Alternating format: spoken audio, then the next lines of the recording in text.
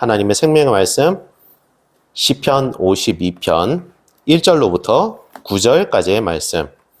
저희 함께 하나님의 말씀 다 찾으신 줄 알고 교독하도록 하겠습니다. 제가 먼저 읽겠습니다. 포악한 자여, 내가 어찌 악한 계획을 스스로 자랑하는가? 하나님의 인자하심은 항상 있도다. 네 혀가 심한 악을 꾀하여 날카로운 사포같이 간사를 행하는도다. 내가 선보다 악을 사랑하며 의를 말함보다 거짓을 사랑하는도다. 간사한 자여, 너는 남을 해치는 모든 말을 좋아하는도다. 그런즉 하나님이 영원히 너를 멸하시며 너를 붙잡아 내 장막에서 뽑아내며 살아있는 땅에서 내 뿌리를 빼시리로다. 의인이 보고 두려워하며 또 그를 비웃어 말하기를 이 사람은 하나님을 자기 힘으로 삼지 아니하고 오직 자기 재물의 풍부함을 의지하며 자기의 악으로 스스로 든든하게 하던 자라 하리로다. 그러나 나는 하나님의 집에 있는 푸른 감람나무 같으니요 하나님의 인자하심을 영원히 의지하리로다. 같이 읽겠습니다. 주께서 이를 행하셨으므로 내가 영원히 주께 감사하고 주의 이름이 선하심으로 주의 성도 앞에서 내가 주의 이름을 사모하리이다. 아멘. 저희 함께 말씀 나누기 전에 먼저 기도로 하나님 앞에 지혜를 구하도록 하겠습니다. 기도하시겠습니다. 성령 하나님 감사합니다. 오늘 저희에게 말씀 허락하여 주셔서 감사합니다.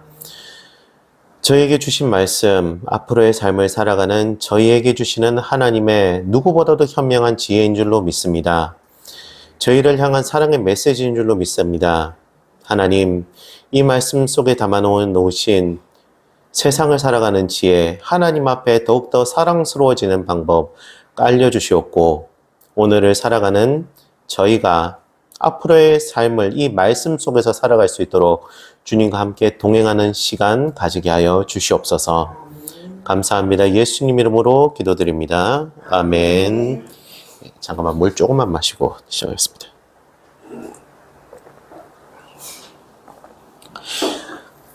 오늘 저희 함께 나눌 이 시편 52편의 말씀은요, 다윗이 사울 왕을 피하던 중에 왕의 양치기였던 에돔 사람 도액이 사울에게 다윗이 있는 것을 고발한 사건을 배경으로 하고 있습니다.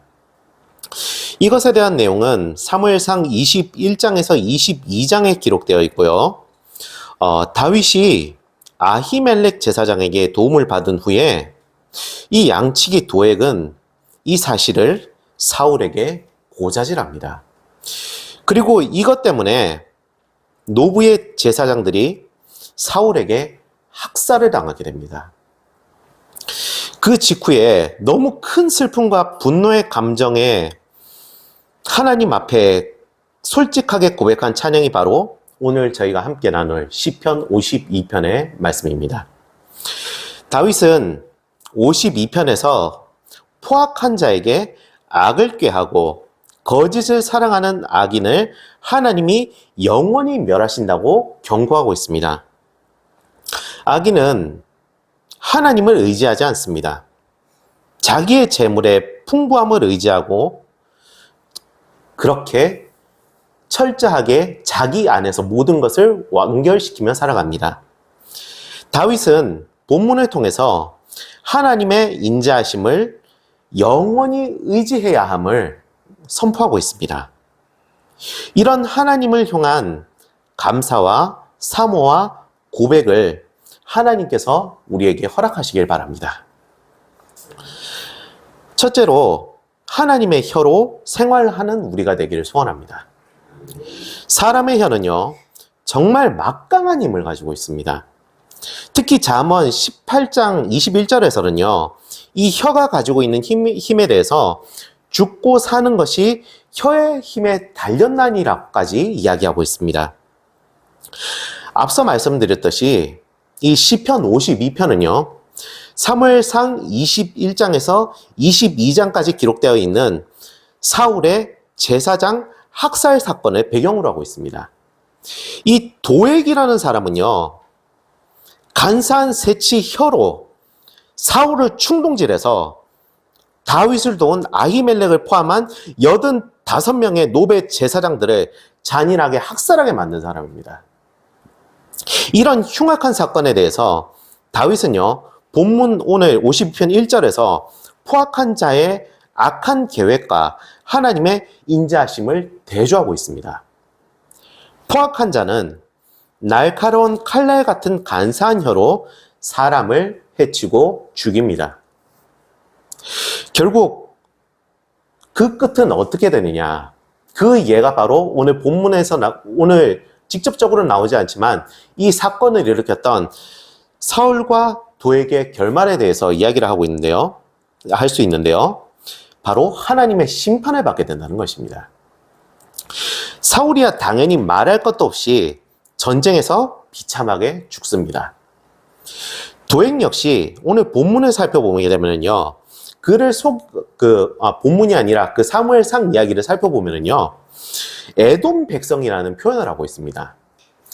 그가 하나님의 백성, 하나님의 사람이 아님을 강조하면서 그가 이 땅에서 앞으로 어떻게 살든 그의 죽음 뒤에는 피할 수 없는 하나님의 심판이 기다리고 있다는 것을 나타내고 있는 것입니다.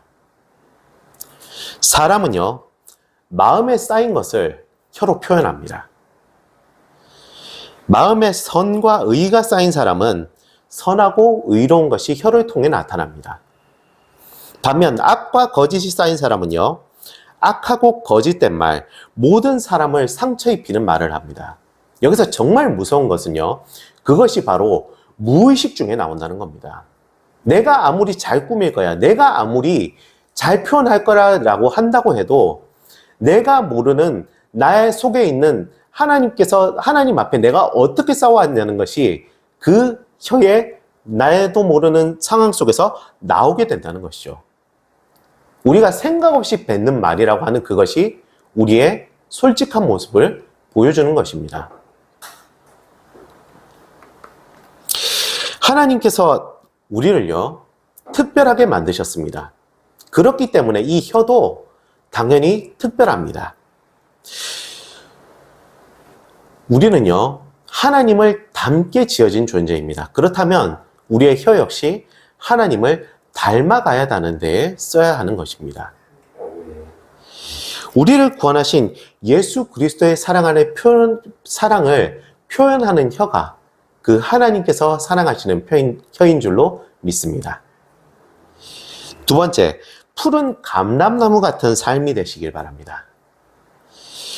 예수 그리스도를 닮은 그리스도인의 사명은요, 하나님 사랑, 이웃 사랑의 사명을 갖고 살아갑니다. 필연적으로 이것은요, 주변에 선한 영향력을 끼쳐서 하나님의 살아계심을 증거하는 데 쓰이게 됩니다.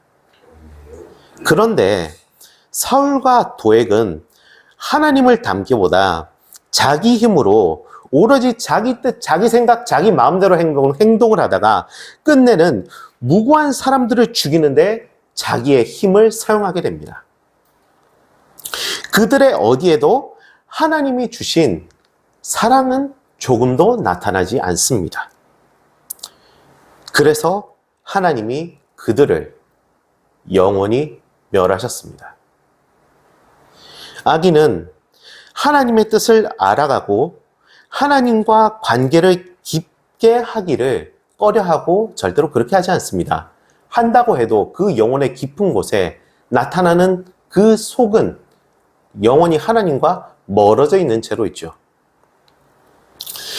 그들에게 만일 하나님의 이름이 나온다면 그것은 하나님의 이름을 자기 뜻, 자기 생각, 자기 마음대로 쓰려는 완악함으로 가득 찬 허망한 메아리에 불과합니다.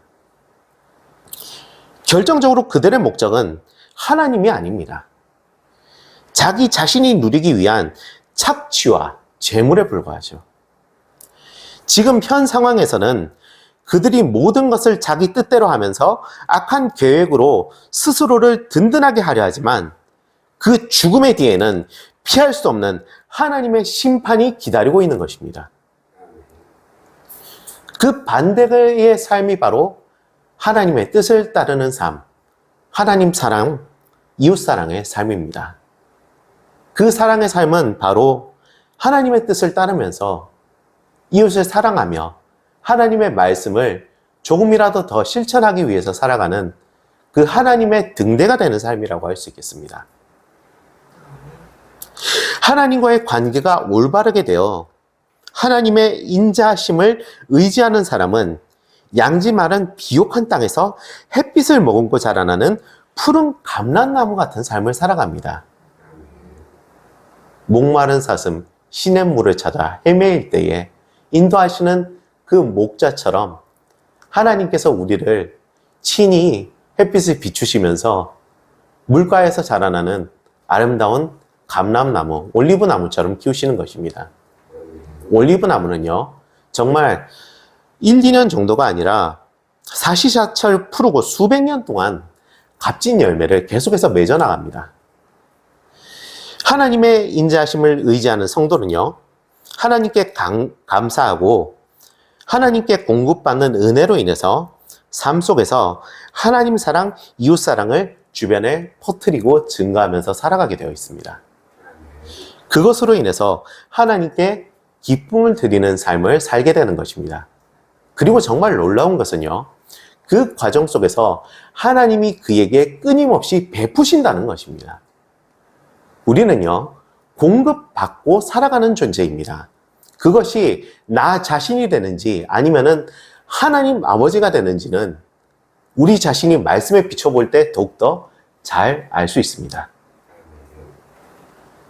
오늘을 살아가는 나의 모습이, 그 있는 모습이 하나님 앞에 있는지 설령 그렇지 않다고 한다면 그 즉시가 바로 다윗의 그 회개 기도를 즉시로 받으셨던 하나님께서 우리의 기도를, 우리의 즉시 이루어지는 그 하나님을 향한 회개의 기도를 기다리고 계시는 하나님의 메시지이자 기다림이 지금 이 시간 우리에게도 있는 줄로 믿습니다.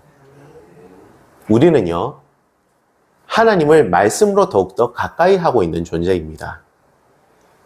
우리를 흙으로 지으셨고 그 영을 우리에게 불어넣으셨듯이 우리는 하나님과 늘 가까이 하면서 공급받아야 살아갈 수 있는 존재인 것입니다.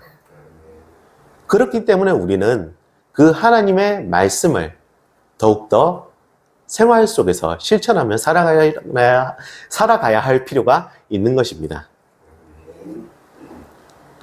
우리의 입술이 그 아름다우신 주님의 이름을 선포하고 향기로운 예수 그리스도의 복음을 증거하는 찬양의 삶으로 살아가는 그런 삶이 되면 하나님 아버지께서 정말 얼마나 기뻐하실까요?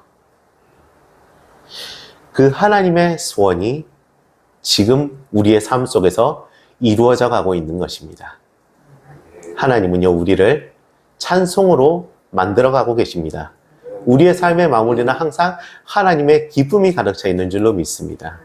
우리의 기쁨과 그리고 우리의 찬양이 모두 하나님 앞에 보석과 같은 아름다운 열매로 맺어질 줄로 믿으며 오늘 이 모든 것 우리 하나님께 기도로 올려드리며 나가는 시간이 되었으면 좋겠습니다. 함께 기도하시겠습니다. 걸어가신 하나님 아버지, 감사합니다. 오늘 저희에게 말씀 허락하여 주셔서 감사합니다. 아버지 하나님, 저희에게 혀를 주셨습니다. 저희에게 하나님 닮은 영을 부어주셨습니다. 이제 저희가 그 하나님의 말씀을 따라 아버지를 닮아가는 말씀의 삶을 살아가오니 저희의 삶이 하나님께서 기뻐하시는 찬양의 삶이 되게 하여 주시옵소서. 하나님을 사랑하고 이웃을 사랑하는 찬양의 삶 되게 하여 주시옵소서. 감사합니다. 사랑합니다. 예수님 이름으로 기도드립니다. 아멘.